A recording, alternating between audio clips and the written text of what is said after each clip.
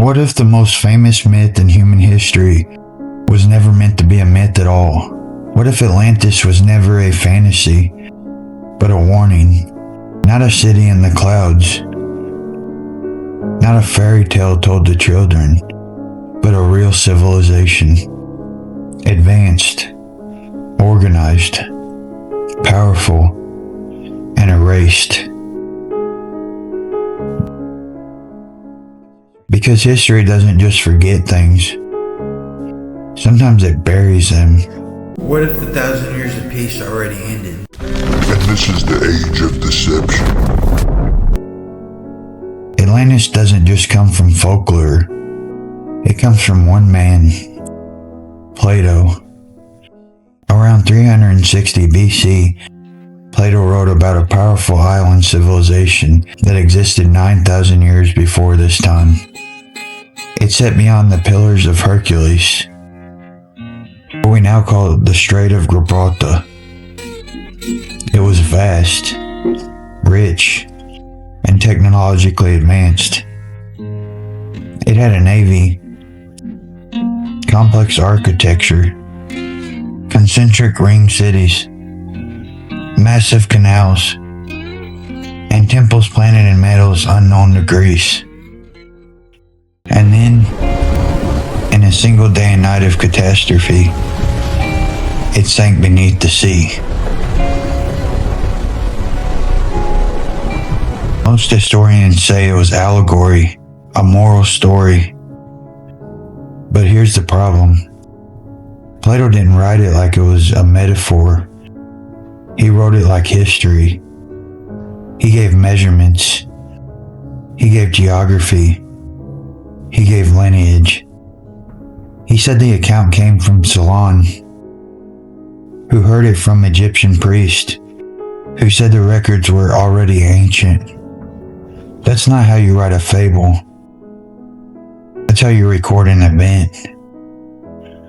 Plato said Atlantis existed 9,000 years before Solon.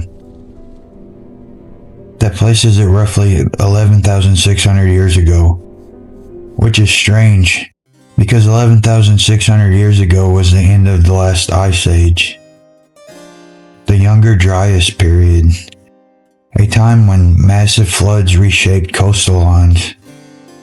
Sea levels rose over 400 feet, and entire land masses disappeared beneath water. Civilizations we assumed didn't exist yet would have been coastal, not underwater. We found submerged cities off the coast of India, Japan's Yonaguni Monument,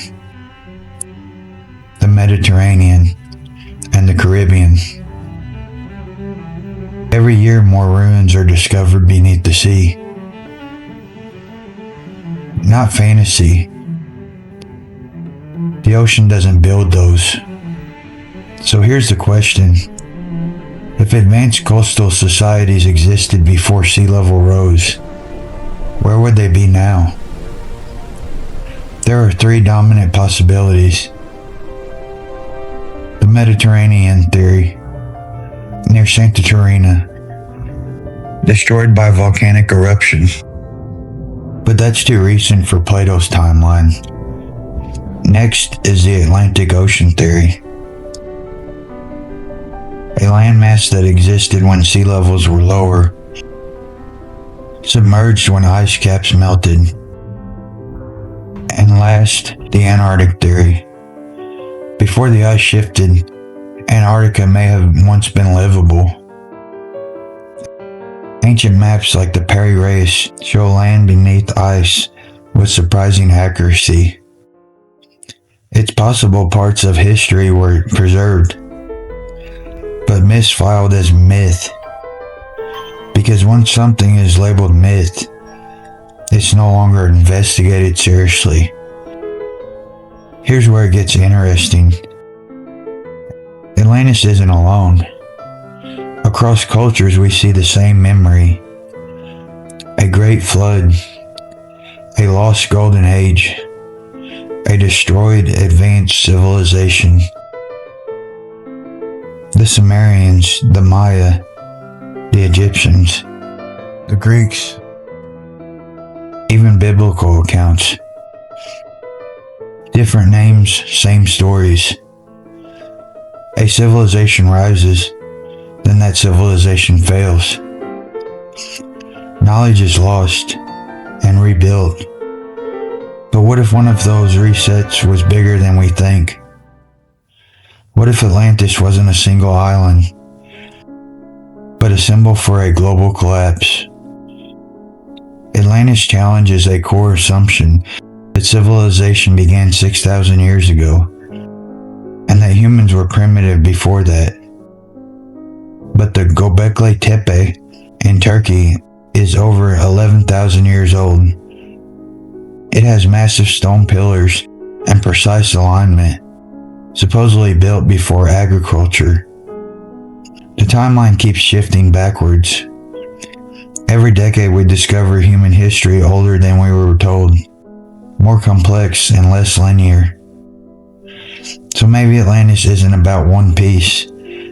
Maybe it represents a forgotten chapter, a civilization that rose, peaked, then vanished. Not because it was primitive, but because it was advanced and vulnerable. If Atlantis existed, its technology would be gone, its language erased, its architecture buried, but myths survive. And sometimes stories are the last evidence left. Maybe the reason Atlantis persisted across thousands of years is because it wasn't meant to entertain. It was meant to warn that progress is fragile, that knowledge can be lost, that entire civilizations can vanish in a generation. So the question isn't, did Atlantis exist? The better question is, if it did, will we ever recognize the evidence, or would we dismiss it? Because we've already decided it's possible, as history doesn't always disappear. Sometimes it sinks and waits.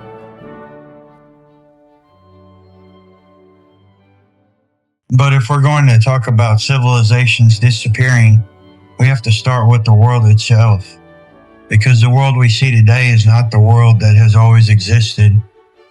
Long before the continents formed, Earth's landmass was joined together in a single vast supercontinent known as Pangaea.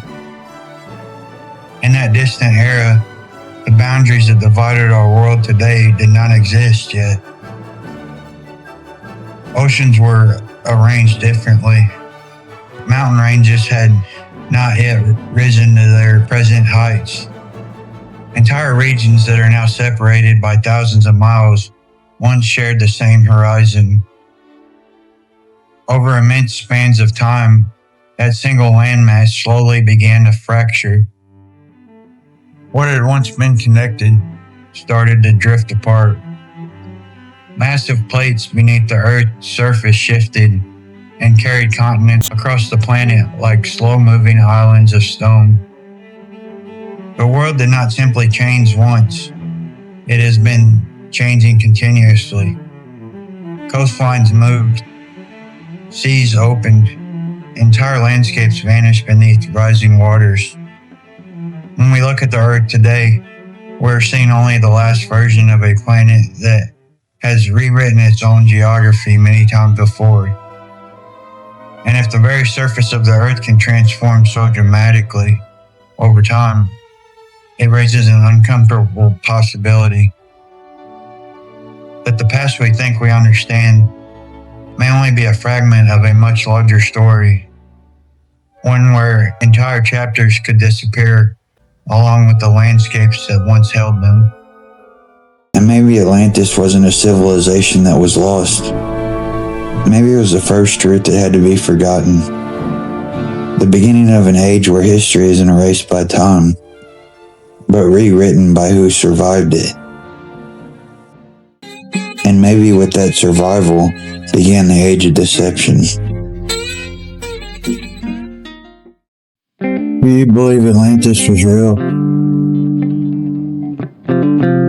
let us know in the comments.